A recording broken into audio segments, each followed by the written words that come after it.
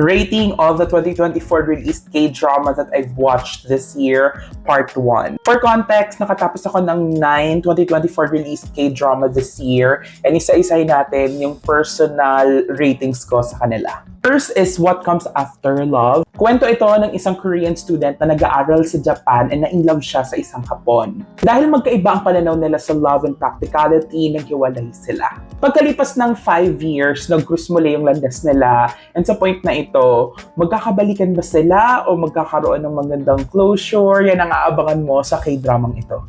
For me, okay lang naman yung journey while watching this K-drama. Medyo, I find the story cliche. Natapos ko siya, pero siguro dahil maganda yung mga cliffhanger per episode, in-expect ko na baka maganda lang yung ending nito, impactful, pero sakto lang. Pero ang plot twist ko sa K-dramang ito, yung male lead character, grabe, he is so fine. Ang cute ng smile niya. And lagi na siyang lumalabas sa FYP ko ngayon. I give this K-drama 5 out of 10.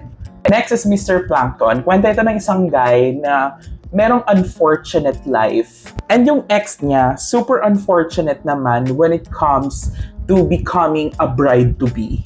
And dahil sa mga unexpected twists sa buhay nilang dalawa, napilitan silang magsama sa isang journey na puno ng rediscovery at second chances romance. Pero habang tumatagal, isang tanong ang bumalot sa kanilang kwento. Sapat na bang natitirang oras para magkaayos ang lahat o huli na ang lahat para sa kanila? Be honest, this drama will give you that pinch in the heart. Nakakaiyak at some point of the episodes, but for me, di lang masyadong nagkaroon ng overall impact yung overall story. For some reasons, I don't know why. Siguro medyo may nakulangan akong element sa storyline, but I still recommend you to watch it. Baka magustuhan nyo, but for me, I'll give it maybe 6.5 out of 10. Next naman is itong High School Return of a Gangster. Isang middle-aged gangster na napaswap ng katawan sa isang bullied teenager. With the tough gangster and the bullied teen's body, nagsimula siyang lumaban sa mga may makapangyarihan sa school at baguhin ang buhay ng teenager.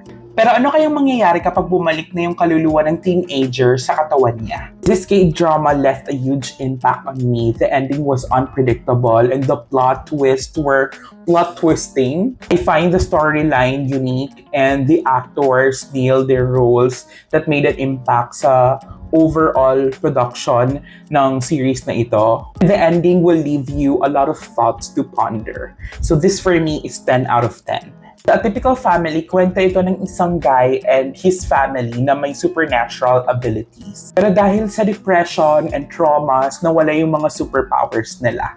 Isang babae from Atypical Family 2 ang nagdala ng pagbabago sa buhay nila. This K-drama is amazing. Madami din ako natutunan sa journey ng mga bida dito sa kwento. Especially tungkol sa trauma. Though romance K-drama siya, yung mga characters sa kwentong ito, parang for me, it represents different traumas. And the story will really leave a big impact on you, especially yung mga individual stories ng mga characters. Personally, parang nakulangan lang ako sa ending. Parang I felt it's a bit rushed. Parang maganda sana kung nabigyan din yun ng much attention and moment. But for me, I'll give it 9.5 over 10.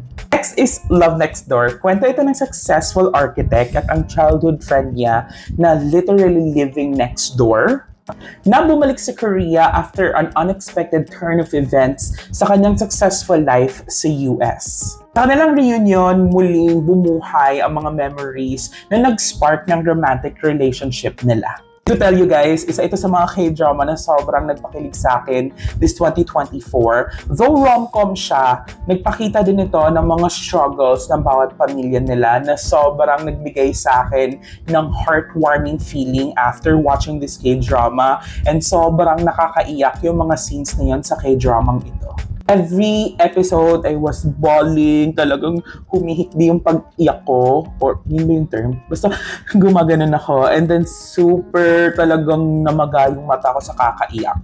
Ang disappointing lang sa part na to, medyo ang tagal ng development ng relationship ng dalawang to, but I guess that's the reality of childhood friends turning into lovers, kasi parang ganun din yung naging kwento. If you have watched Family by Choice, but napanood ko na siya, and I'll give ratings about that later on part 2.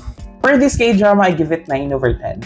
And to finish part 1, Serendipity Embrace. Kwento naman ito ng isang animation producer na muli niyang nakita ang kanyang ex-high school classmate after 10 years. Kanilang reunion, muling nabuhay ang mga old feelings, pero sa loob ng 10 years, kasi na yun, may mga unresolved issues na naging hadlang sa kanilang relasyon. Sobra din ako pinakilig sa K-dramang ito, and it's a limited series with only 8 episodes. And watching this, it really gives me the 2016 rom-com K-drama nostalgia. Super light lang nung story, yet super nakakakilig, kaya I'll give this mga 8 out of 10. For part 2, let's discuss Lovely Runner, Queen of Tears, Family by Choice, and When the Phone Rings. Also guys, feel free to share your thoughts in the comments on the K-dramas that I've rated so far. See you on part 2!